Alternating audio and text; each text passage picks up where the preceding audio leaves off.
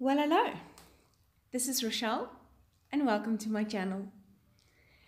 Today, I'm just going to be doing a bit of watercoloring. This is the story about how Abram sent his slave out to find Isaac a suitable wife. I found this image on Google and printed it out, but because I had to paint it on the backside, it would be difficult to trace this. So here's a little tip. If you print something and scribble with pencil on the back and then trace over it, it leaves the pencil lines on the page, and it's fairly easy to erase, and it's not as dark, so you can work easily. So here's where I make a very big oops, and I have no idea why. You'll see I sprayed the water paints first with some water and put a bit of that spray on my page also. And then I don't know why I stuck my aqua brush right into that black, but I did. No idea what happened there, but you'll see it's okay. It's not the end of the world. You can sort of fix it. Watercolor is generally very forgiving and you can pick it up fairly easily. I think I just went on a too dry page, so it was a bit more difficult to do that. And I'm fiddling with brushes because I'm just not finding the one that I like here. So this one, although I like the shape, it has a split end, and so it wasn't my favorite. Nonetheless, I had fun doing this. And that's what it's actually all about, right? You need to be spending time in the Word. You need to be relaxed. You need to experience the peace of God while you do this. If this doesn't give you peace, then stop. Stop doing it. If you feel pressure and you want to compete with Instagram Bible journalers, then I want to tell you to stop. Stop putting yourself under that kind of pressure. It's unnecessary. You need to absorb the word.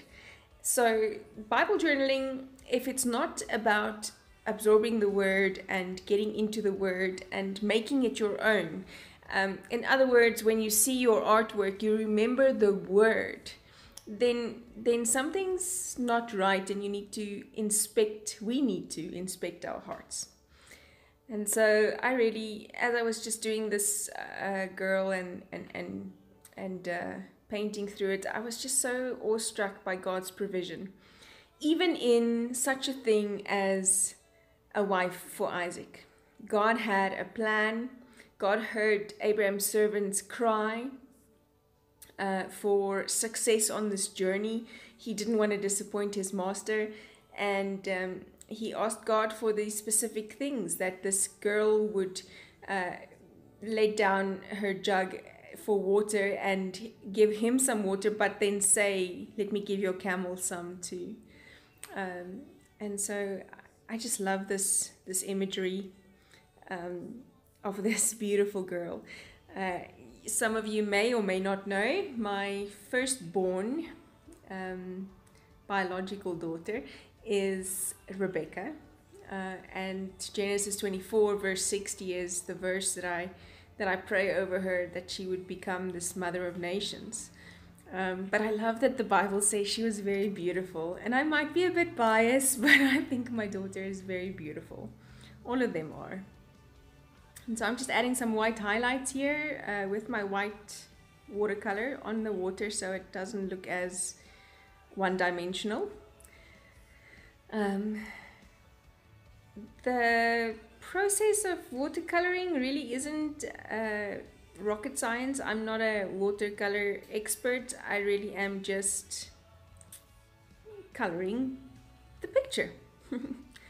And you can add some shadowing and some lines with slightly more pigment on your aqua brush to add some shadows. It's not I don't think my watercoloring is artistic yet. I just really enjoyed spending the time in the quiet here. What bugs me though, as I watch the playback of this movie is that I never touch my coffee. Like, what's up with that?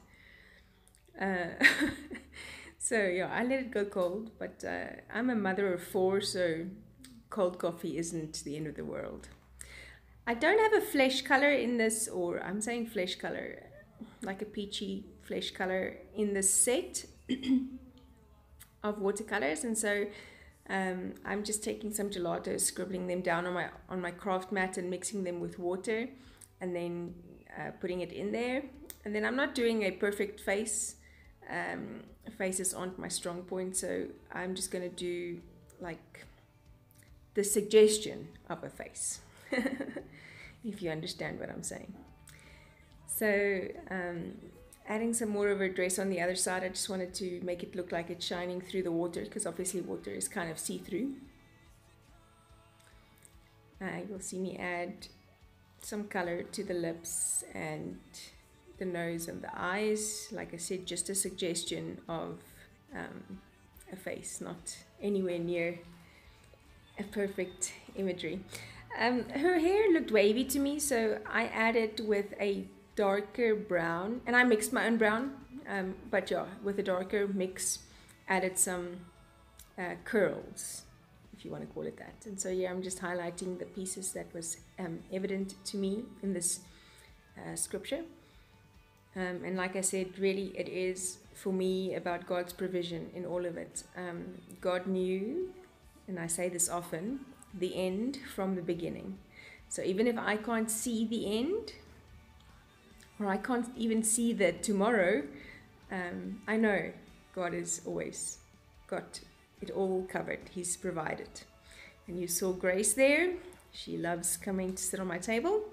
I'm just journaling about God's provision, that He's got a plan, and that Rebecca, which in this case is spelled in the Hebrew way, was a part of His plan for success. And so I'm date stamping it. Someone asked me why I ground my tabs. It's really because I don't like it just being stuck on there. So I kind of just want to make it look like it's one with the page. It was meant to be there. It's not just an afterthought. And then, yeah, it makes it more coherent. Thanks for watching. Bye.